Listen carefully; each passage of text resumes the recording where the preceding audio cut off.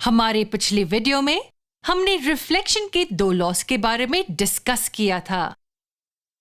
आज हम एक अनोखा एक्सपेरिमेंट करेंगे जो आप लॉस वेरीफाई करने के लिए अपने घर में भी कर सकते हैं। एक टेबल को सफेद शीट से कवर कर दीजिए। फिर एक कोम्ब लें और बीच के हिस्से को छोड़कर इसके सभी ओपनिंग्स को कवर कर दें। आप उसे कवर करने के लिए काला पेपर इस्तेमाल कर सकते हैं। अब कोम्ब को सफेद शीट पर परपेंडिकुलर रख दें जैसे दिखाया गया है। आप अपने हाथों का इस्तेमाल कर सकते हैं उसे पकड़ने के लिए। अब एक टॉर्च जलाएं।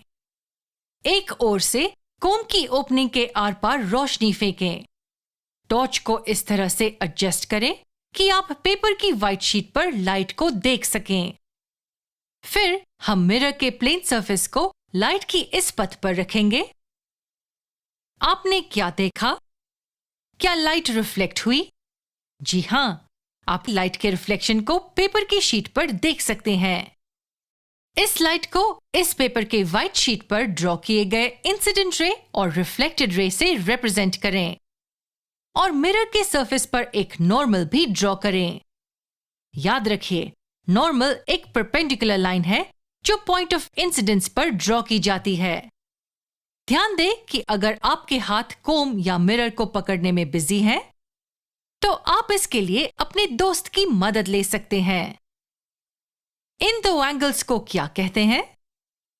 इस एंगल को एंगल ऑफ इंसिडेंस कहा जाता है और ये आई से रिप्रेजेंट किया जाता है, जबकि इस एंगल को एंगल ऑफ रिफ्लेक्शन कहा जाता है और ये आर से रिप्रेजेंट किया जाता है। इन दोनों एंगल्स को प्रोट्रैक्टर की मदद से मेजर करें।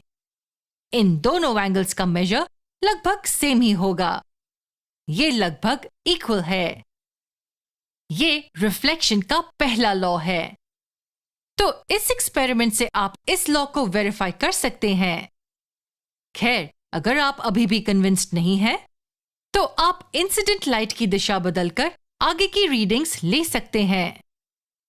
कोम्ब को थोड़ा हिलाकर इस एंगल ऑफ इंसिडेंस को बदल दीजिए। ध्यान दें कि पॉइंट ऑफ इंसिडेंस दोनों केसेस में सेम हो, यानी कि ये पॉइंट यहां वैसे ही रहे जैसे पहले थी। लेकिन नोटिस कीजिए कि इस बार एंगल ऑफ इंसिडेंस थोड़ा बड़ा है पिछले वाले से। इसलिए लाइट के पहले लॉ ऑफ रिफ्लेक्शन के अनुसार एंगल ऑफ रिफ्लेक्शन भी बड़ा होगा, और वास्तव में ऐसा ही है। दोनों एंगल्स को माप लीजिए और आप देखेंगे कि वे लगभग बराबर है। 2 और रीडिंग्स ले लीजिए इस टेबल को पूरा करने के लिए। क्या आपने कुछ अलग नोटिस किया? पहला लॉ हमें यह बताता है कि एंगल ऑफ इंसिडेंस और एंगल ऑफ रिफ्लेक्शन बराबर होता है, ना कि अप्रॉक्सिमेटली इक्वल। हम यहां अप्रॉक्सिमेटली वर्ड का इस्तेमाल क्यों कर रहे हैं? खैर, यहां मेजरमेंट के दौरान एरर्स की संभावना हो सकती है। इन्हें हम ह्यूमन एरर्स कह सकते हैं। और एक बात हमें याद रखने की जरूरत है कि यहां लाइट की रे लाइट की बीम को रिप्रेजेंट कर रही है, तो रिजल्ट्स की एक्यूरेसी बीम की नैरोनेस पर भी आधारित होगी। जितनी बीम नैरो यानी कि पतली होगी, रिजल्ट्स उतने ही एक्यूरेट होंगे। और यही कारण है कि हम लाइट को कोम्ब के छोटे से ओपनिंग से पास कर रहे हैं। इस तरह हमें बस एक पतली बीम मिलती है। ये मेजरमेंट में होने वाले एरर्स को मिनिमाइज करता है।